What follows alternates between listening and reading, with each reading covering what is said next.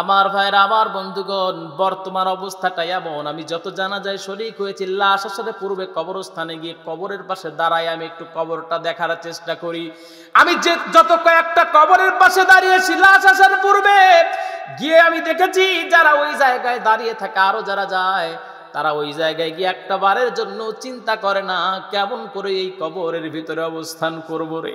একটা বারের জন্য কেউ চিন্তা করে না, শুধু ওই জায়গায় গিয়ে ইতিহাস তুলে ধরে। আরে তোদের এলাকায় কবর কেমনে দেয়? বলে এরভাবে দেয়। তোদের কিভাবে দেয়? সিন্ধুক দেয়।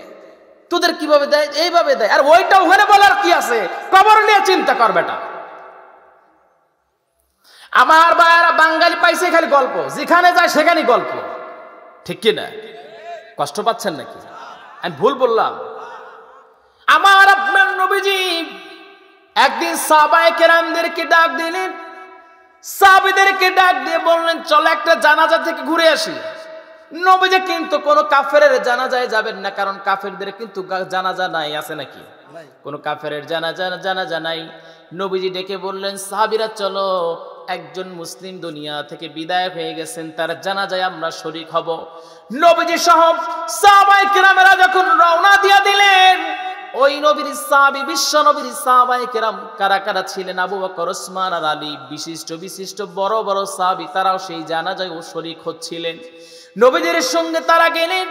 আমার আপনার নবীজির সঙ্গে যখন তারা সেই জানাজায় যখন তারা সমবেত হলেন, নবীজি গিয়ে লাশের পাশে দাঁড়ালেন। লাশের পাশে দাঁড়ায়া নবীজি চোখের পানি ফেলে ফেলে কান্না করতে লাগলেন। সাহাবীরাও কান্না করতে লাগলেন। আমার ভাইয়ের, আমার বন্ধুগণ, সাইয়্যিদুল কাওনাইন নবীজি আমার যখন কবরের পাশে যখন নবীজি আমার দাঁড়ালেন, দাঁড়ানো মাত্রই ওই লাশের সামনে যখন নবীজি দাঁড়ালেন, দাঁড়ানো মাত্রই নবীজি ফলো করে দেখলেন কাফনের কাপড়ের ভিতরে কি যেন একটু নড়াচড়া করতেছে। আল্লাহর নবী ডেকে বললেন, কাফনের কাপড়ের ভিতরে কি নড়াচড়া করতেছে? একজন সাহাবী একটু হাত দিয়ে তুলে দিলেন, দেওয়ার সঙ্গে সঙ্গে বিশাল মাপের একটা সাপ সেই কাফনের কাপড় থেকে বের হয়ে গেল। আর দেখতে পেলেন ওই সাপটা কাফনের কাপড়ের ভিতরে ওই লাশের মুখের বুকের গোশত গুলো কামড়ে কামড়ে খাচ্ছে। কি ভয়ঙ্কর ব্যাপার! আমার ভাইরা, আমার বন্ধুগণ, আবু বকর রাদিয়াল্লাহু তাআলা আনহু তিনি দৌড়ায় গিয়ে একটা লাঠি নিয়ে আসলেন। সেই লাঠিটা নিয়ে এসে সাপটাকে যখনই মারবেন, কি এত বড় সাপের সাহস! এখনো লাশটাকে কবরের ভিতরে রাখা হয় নাই, সাপটা কেন দুনিয়ার উপরে লাশটার উপর অত্যাচার করতেছে? আবু বকর রাদিয়াল্লাহু তাআলা আনহু আবেগের বশে তিনি লাঠিটা নিয়ে এসে সাপের মাথায় বাড়ি মারবে। ঠিক এমন সময় সাপটা নবীজির দিকে তাকায়া নবীজিকে সালাম আনতে ডেকে বলে, আশহাদু আল্লা ইলাহা ইল্লাল্লাহু ওয়া আশহাদু আন্না মুহাম্মাদান আবদুহু ওয়া রাসূলুহু। সবাই বলি আল্লাহু আকবার। না, আর একটু জোরে বলি আল্লাহু আকবার। ভাই, কষ্ট হচ্ছে আপনাদের নাকি? শেষ করে দিব? আমার ভাইয়ের, আমার বন্ধুগণ, আবু বকর রাদিয়াল্লাহু তাআলা সাপটারে মারবেন, কিন্তু সাপটা কালেমা পড়লেন। জবান যখন সাপের খুলে গেল, সাপটা এবার নবীজির দিকে তাকায়া বলে, ইয়া রাসূলুল্লাহ, ইয়া হাবিবাল্লাহ, আপনার সাহাবী আবু বকর কেন আমাকে মারতে আসে? আমি তো নিজের ইচ্ছায় এই লাশটার উপর অত্যাচার করি না। আমি কোনো ক্ষুধার জন্য এই সাপটা এই লাশটার কামড়ে কামড়ে তার গোশতগুলো খাই না। নবীজি বললেন, তাহলে কেন দুনিয়ার উপরে এই লাশটার উপর তুমি অত্যাচার করছো, টর্চার কেন করছো? আমার ভাইয়েরা, কত ভয়ঙ্কর ব্যাপার! লাশটার মুখের গোশত, বুকের গোশত সাপটা চিবিয়ে চিবিয়ে কামড়ে কামড়ে ছিঁড়ে ছিঁড়ে খাচ্ছে। আবু বকর রাদিয়াল্লাহু তাআলা আনহু বললেন, সাপ কেন তুমি লাশটার উপর অত্যাচার করো? সাপটা বললেন, ইয়া রাসূলুল্লাহ, ইয়া হাবিবাল্লাহ, আপনার সাহাবী আবু বকরকে বলেন, আমি দুনিয়ার উপরে এই লাশটাকে এমনি কামড়াতে আসি না, এই তিনটা কারণে কামড়াতে আসছি। তার মুখের গোশতগুলো কামড়ে কামড়ে খাচ্ছে। আমার ভাইরা, আমার বন্ধুগণ, এখান থেকে সুস্পষ্ট হয়ে গেল, যদিও ওই ব্যক্তিটা মুসলমান ছিল, কিন্তু আসল খাঁটি মুসলমান ছিল না। ওই ব্যক্তিটা ছিল মুসলমান নামক মুনাফিক, ঠিক কিনা? আমার ভাইরা, আমার বন্ধুগণ, সঙ্গে সঙ্গে সাপটা ডেকে বলল, ইয়া রাসূলুল্লাহ, কেন আমি তার বুকের গোশতগুলো কামড়ে কামড়ে খাই? এক নাম্বার কারণটা হলো এই আল্লাহর বান্দাটা দুনিয়ার উপরে নামাজটা সঠিকভাবে সে আদায় করতো না। ফজর পড়তো, জোহর পড়তো না, জোহর পড়তো, আসর পড়তো না, আসর পড়তো, মাগরিব পড়তো না, মানে গ্যাপ দিয়ে নামাজ পড়তো। নামাজের উপরে তার কোনো মনোযোগ ছিল না, নামাজের প্রতি তার প্রেম ছিল, নামাজের প্রতি কোনো ভালোবাসা ছিল না। আমার ভাইরা, আমার বন্ধুগণ, আল্লাহ পাক কোরআনুল কারীমের মধ্যে বলছেন, ফাযকুরুনি আযকুরুকুম ওয়াশকুরুলি ওয়ালা তাকফুরুন ইয়া আইয়ুহাল্লাযীনা আমানুস্তাঈনু বিস-সাবরি ওয়াস-সালাহ ইন্নাল্লাহা মা'আস-সাবিরিন। সবাই বলি আল্লাহু আকবার। আমার ভাইরা, আল্লাহ পাক বলেন, বান্দা যদি আমার স্মরণ করিস, আমি আল্লাহ তোরে স্মরণ করব। ও আমার গোলাম, নামাজের মাধ্যমে তুই যদি ধৈর্য ধারণ করতে পারিস, ইন্নাল্লাহা মা'আস-সাবিরিন, যারা নামাজ আদায় করে, ধৈর্য ধারণ করে, তাদের সঙ্গে দুনিয়ার কোনো প্রেসিডেন্ট যদি না থাকে, দুনিয়ার কোনো ক্ষমতাশীল রাষ্ট্র যদি না থাকে, দুনিয়ার টাকাওয়ালা প্রভাবশালী যদি কেউ না থাকে, ইন্নাল্লাহা মা'আস-সাবিরিন, আমি আল্লাহ রাব্বুল আলামিন ওই নামাজ আর ধৈর্য ধারণকারী ব্যক্তির সঙ্গে আছি। জোরে কোন সুবহানাল্লাহ। তার বাস্তব প্রমাণ চান আল্লাহর গোলামেরা 50টা বছর কোরআনের তাফসীর করলেন, সর্বোপরি জেলটাকে বেছে নিলেন, এরপরে সেখানে সময়টা অতিবাহিত করলেন।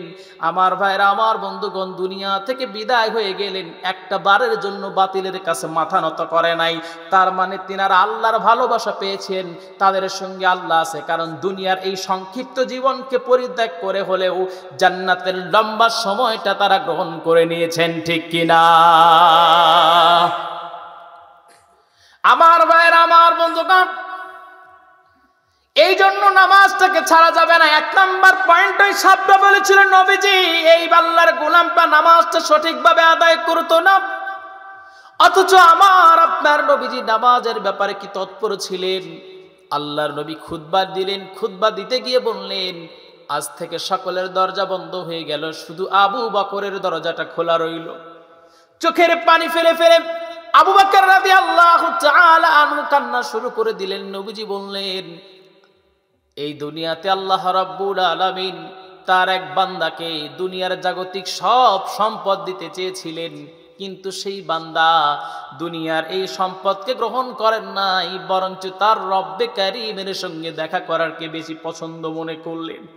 আবু বকর রাদিয়াল্লাহু তাআলা আনহু চোখের পানি ফেলে কান্না শুরু করে দিলেন। সাহাবায়ে কেরাম প্রশ্ন করে, ও আবু বকর, কেন তুমি কান্না করো? নবী কার কথা বলেছেন।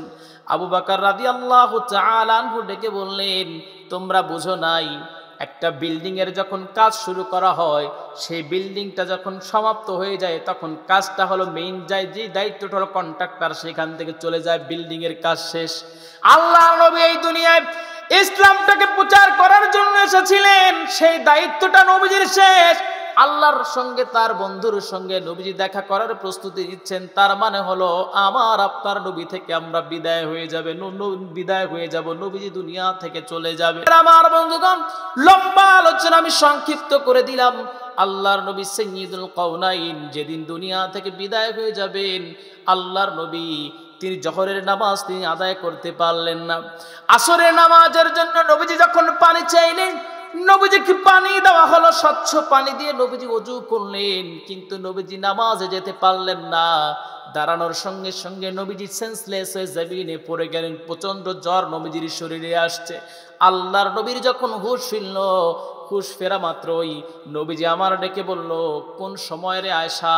হযরতে আয়েশা ডেকে বলে, ইয়া রাসূলুল্লাহ, এটা হলো নামাজের সময়, ইশারের আজান হয়ে গেছে। ইয়া রাসূলুল্লাহ, ইশারের নামাজের সময় হয়ে গেছে, আপনি তো নামাজে যেতে পারেন নাই, আপনার অনুপস্থিতিতে আমার বাবা আবু বকরের ইমামতিতে এই সাহাবায়ে কেরাম নামাজে দাঁড়িয়ে গেছে। ও আমার বাবা, ও আমার রাসূল, আমার বাবা নামাজে দাঁড়িয়ে গেছেন। আল্লাহর নবী ডেকে বললেন, আয়েশা আমার মাথাটা একটু উঁচু করে ধরো, নামাজের মনোরম দৃশ্য আমি দেখতে চাই। আমার ভাইরা, আমার বন্ধুগণ, হযরত আয়েশা বলেন, আমি যখন জানালা খুলে দিলাম আর আমার নবীজির মাথা উঁচু করে ধরলাম, আমি দেখতে পেলাম নবীজির নামাজের মনোরম দৃশ্য। ওই জানালার ফাঁক দিয়ে নবীজি দেখে চোখের পানি ফেলে ফেলে নবীজি আমার কান্না করছে রে। আমি ডেকে বললাম, ইয়া রাসূলুল্লাহ, আজকে এই নামাজের মনোরম দৃশ্য দেখে নবীজি আপনি কেন কান্না করেন? আল্লাহর নবী ডেকে বলো, আয়েশা তুমি জানো না এই নামাজটা আজকে প্রতিষ্ঠিত হয়ে গেছে, কেউ নবী এই আমার সাহাবায়ে কেরামকে নামাজরত অবস্থায় কষ্ট দিচ্ছে না।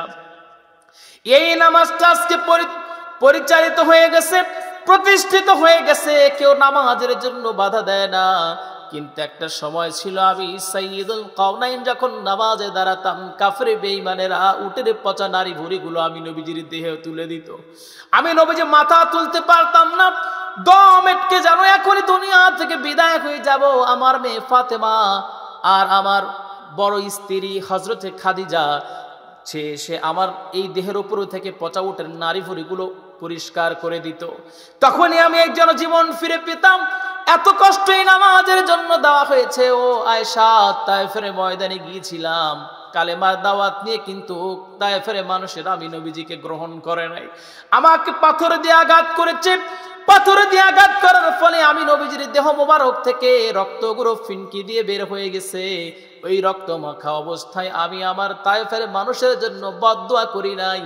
আমার ভাইয়েরা, যাদের আপনাদের অ্যান্ড্রয়েড ফোন আছে, সার্চ দিবেন তায়েফের ময়দান লিখে সার্চ দিবেন, তায়েফের সুন্দর সুন্দর দৃশ্যগুলো উপভোগ করতে পারবেন। মৌসুমী যত ফল আছে তায়েফের ভিতরে আপনি পাবেন। আমার একটা ফ্রেন্ড আছে, তাকে আমি জিজ্ঞাসা করলাম, ভাই তায়েফের যে এই ফলগুলো হয়, ফলগুলো কি পরিমাণ সুস্বাদু? সে ডেকে বলল, তায়েফের একটা ডালিমের উদাহরণ যদি দেই, বাংলাদেশের একটা পরিপক্ক সুন্দর ডালিম, পাকা ডালিম যতটুকু স্বাদ, তায়েফের কাঁচা ডালিম তার চেয়ে বেশি মজা লাগে। প্রশ্ন করলাম কেন? সে আমাকে ঘটনাটা শুনিয়ে বলল, আল্লাহর নবী রক্তমাখা হাত নিয়ে দোয়া করেছিলেন, আল্লাহুম্মা ইন্নী কওমি ফাইন্নাহুম লা ইয়ালামুন। আয় আল্লাহ তাআলা, আমার কওমের মানুষেরা আমি নবীরে চিনে নাই, আমি নবীরে বুঝে নাই। আয় আল্লাহ, এই কওমের মানুষের উপর তুমি গজব নাজিল উপর করে তাদেরকে ধ্বংস করে দিও না। জোরে কোন সুবহানাল্লাহ।